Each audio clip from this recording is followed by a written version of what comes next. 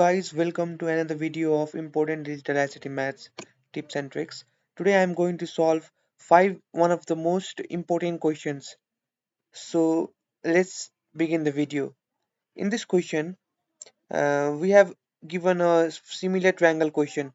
So AB equals to root under 89, AC equals to 8, CE equals to 24, and what is the area of triangle ADE? We have to find the area of this bigger triangle ADE. So let's get started.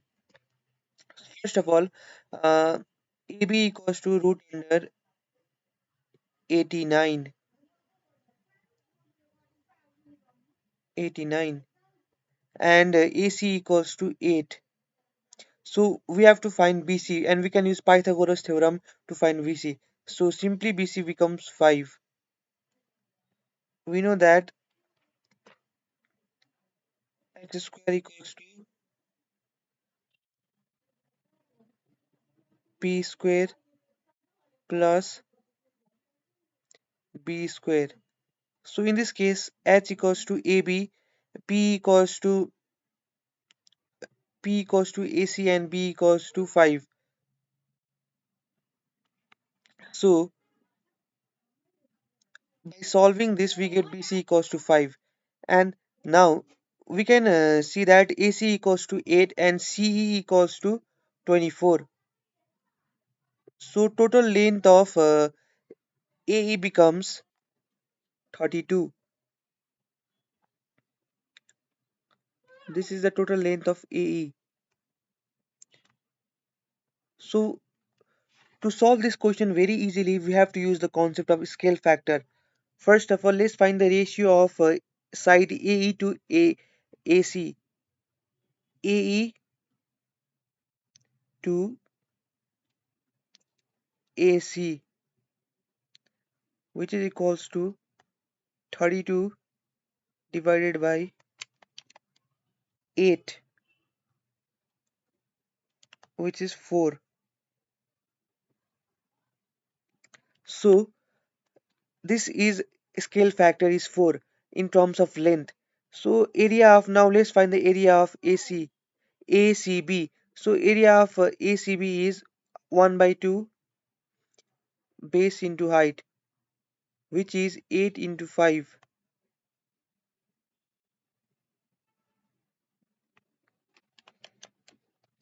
and its area is 20. So to find the area of bigger triangle ADE, we have to use the concept of scale factor, which is, this is 4 is the scale factor, the ratio of length. So if we have to find the ratio of area, we have to square this 4, which is 4 square, and the area of bigger triangle is 4 square times 20, which is equals to 320. So in this way we can easily solve this type of question. First of all, we should find the scale factor in terms of length, and we have to find areas factor of areas. So after finding that scale factor and after squaring, we get the ratio of areas. So to find the area of bigger triangle, we have to just multiply the ratio times area of smaller angle, which is 320. So in this way we can solve this type of question. Now let us move to another question. Okay, this is our another question for today. To solve this type of question, we have to remember this equation first. So it will be very easy to solve this type of question. For the function f, for every increase of 2 in the value of x, the value of fx increases by factor c, where c is constant. Which of the following equivalent forms of function f displays the value of c as the base or coefficient? So to solve this question, we have to remember this type of equation, and it will be very easy. So in this question, it tells us that for every increase of 2 in the value of x, which means n equals to 2 in this case. So if we substitute n equals to 2 in this case and see, we get that y equals to a b power t by n.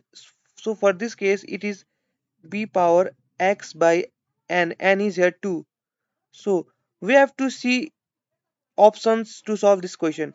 Now we can find that in which option 2 is there in the denominator of power of the b.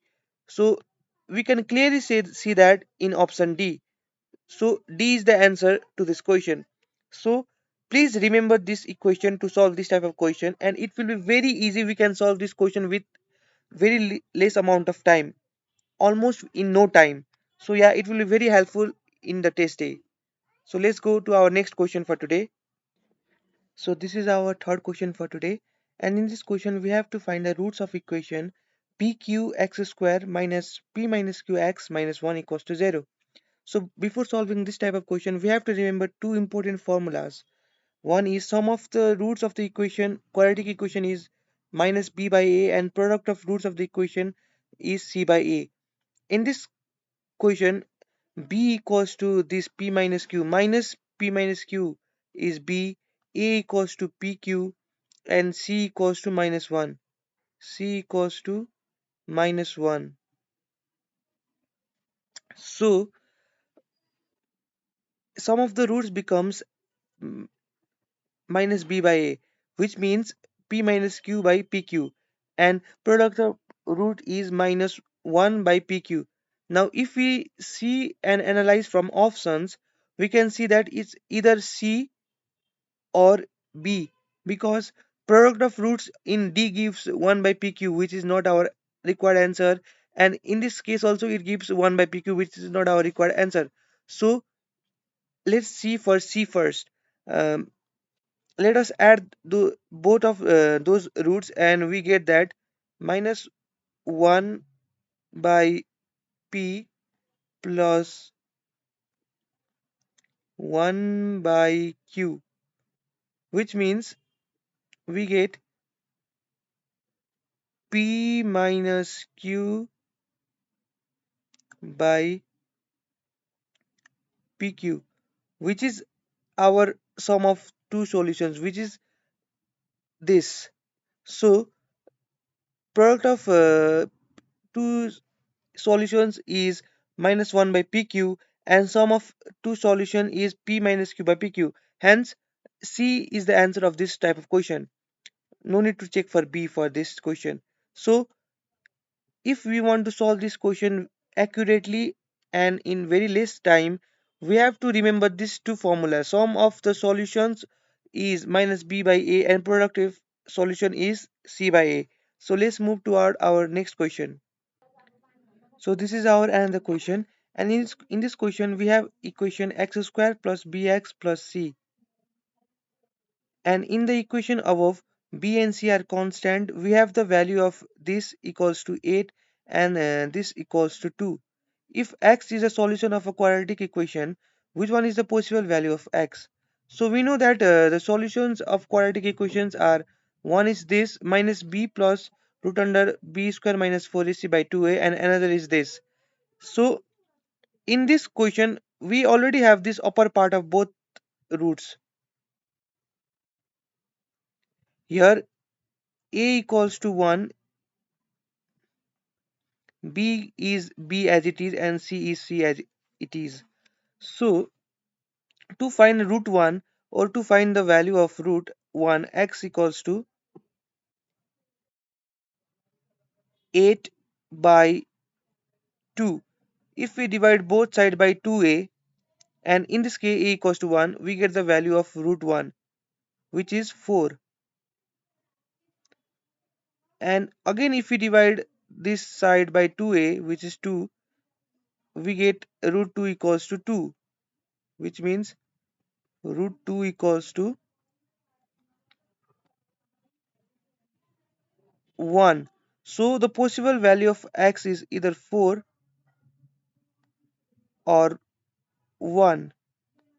So we have to remember this formula, and it will be very easy to solve this type of question. So let's move to another question. So this is our last question for this video, and in this question the mass of object A is 498 percentage of the mass of object B.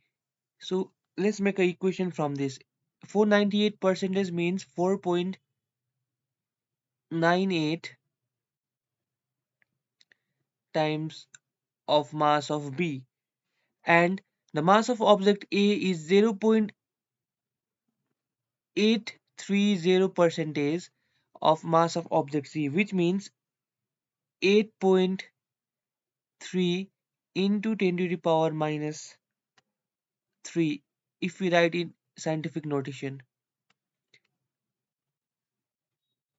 So this is the equation. Now if we solve these two equation in terms of BC, let us divide this two. So 8.3 into 10 to the power minus 3 C equals to 4.98 B. 4.98 B. Now, the later part of the question says the mass of object C is P percentage of mass of object B, which means C mass of object C is P by 100 times B. So in place of C, if we substitute P by 100 times B, we get 8.3 into 10 to the power minus 3 PB by 100 equals to, so from this equation B and B cancels out. So if we solve for P from this, we get P equals to